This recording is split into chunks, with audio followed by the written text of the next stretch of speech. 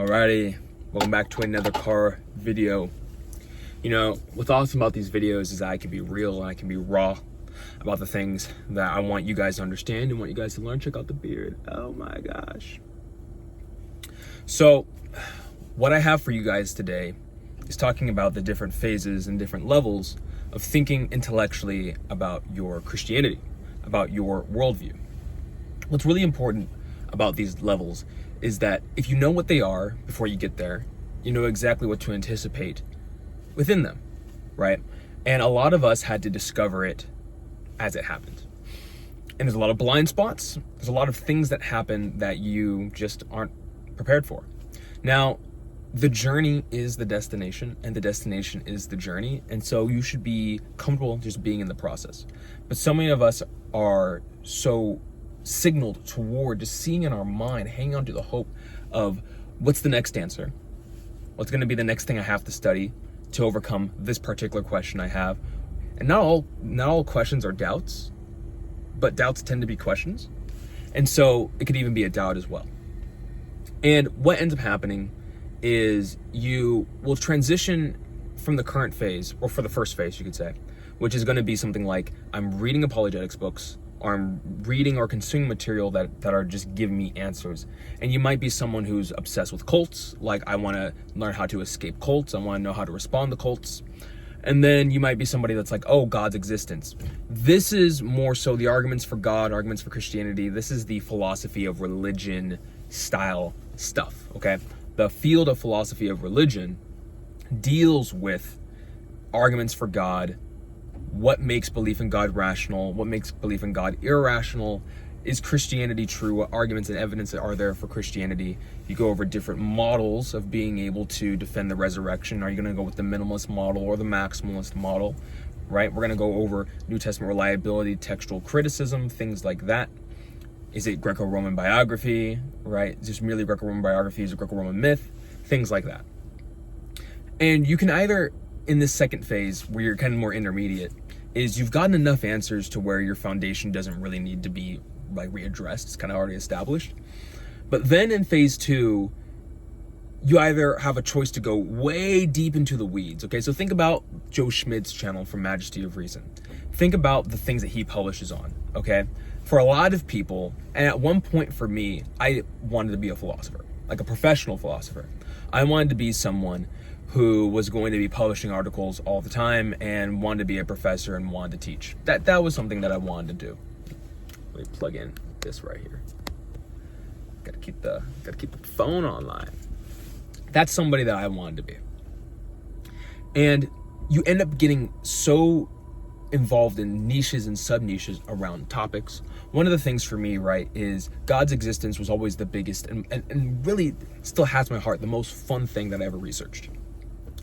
And I ended up doing something where I found out, and this is like what I mean by getting so niche, is I found out that the cumulative case, right, call it the argument from many arguments. You take a certain argument, and you take another argument, and you take another argument, and these are supposed to be diverse and disparate, right? You have design arguments, you have cosmological arguments, you have moral arguments. The idea here is that you take all the data from what those arguments are trying to conclude, right? Oh, there's an aspect of beauty, right, in the world. There's an aspect of morals, like moral knowledge. This maybe moral experience is what we're talking about. There's an aspect of contingency that requires necessity, and the best explanation of necessity is in terms of something perfect. Like you do those kind of things and you put it together and you say, boom, we land right inside the theistic worldview when you do those things. And for me, I saw something that is just really niche, which was the cumulative case is great, but there's actually another place you can go.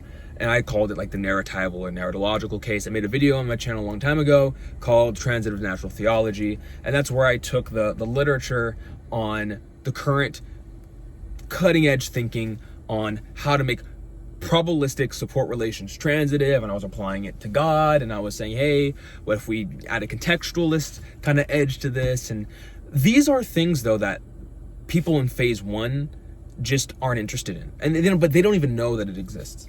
And many people that even get into phase two, they don't even know that these things exist. And many people don't even feel like they need to go that far. But I felt like I needed to go that far. what I noticed though is that the deeper I went, in many ways that many people don't go deeper, reading the best of, the other side has to offer, Buddhist, Hindu texts, right? I was reading a lot of the mystics. I was reading atheist philosophers. I was reading the absurdists. I was reading theistic philosophers. I was comparing models of God, neoclassical theism, classical theism. I was comparing, even some like more Eastern Orthodox kind of ideas. I think Palamite stuff from Gregory Palamas. I think that's what it was. And I was looking through all these different ideas, and so I was in there, right? And now these things did serve to bolster my worldview. I would say that I don't even know how I could even be more confident in terms of my Christianity right now, just intellectually, right? I'm very existentially grounded, beyond existentially grounded. But intellectually, I'm like, man, we always think about increasing our credences. And credences is just a fancy term for, the level of confidence you have in a belief being true. And I thought of these things. And so I'm sitting here, I'm going, well, a lot of people don't know that there's a fork in the road that happens where you will get to a point where you get to like the second phase or this intermediate phase, and you either go down the rabbit trail and Pandora's box is open forever, and then you never come back from it, and you end up becoming a super nerd, and you end up, teaching at some Swedish university, or something like that, and start doing master's programs or something, right? Or you say, this is enough, like where I'm at is enough, and it's gotten me to where I wanted to go, and you recognize that you really didn't need arguments. You really didn't need answers in the first place. You needed a ever flexible, adaptable, and dynamic principles by which you reason about your worldview that can correspond and conform to any situation, any thought that you have, any question. I mean, this is what it looks like. You might wake up one day going, there's this theological subject X that I really want to look into, and I don't even know what my thoughts or where I land on that is. Now, a lot of people, because they don't even have the equipment to be able to even start going down there, right? Imagine it's like you're having to chisel through some rock, and you know that there's treasure beyond the rock, but you don't know what the treasure is, but you know that it's treasure, there's value, but you don't have the chisel, right? And so a lot of people don't know. They stop there because they don't know how to go get the chisel, where to go get the chisel from. And so you learn these principles. And really what you find out that you're after is you're just after timeless, flexible, and adaptable and dynamic principles by which you can always apply to your worldview. But really, you find that your worldview is actually split between the things that are fundamental, the things that are foundational, all the things you believe about foundation, not foundational beliefs, because that's epistemology. What I mean is foundational in terms of what beliefs you believe to be foundational in terms of what you believe about reality, right?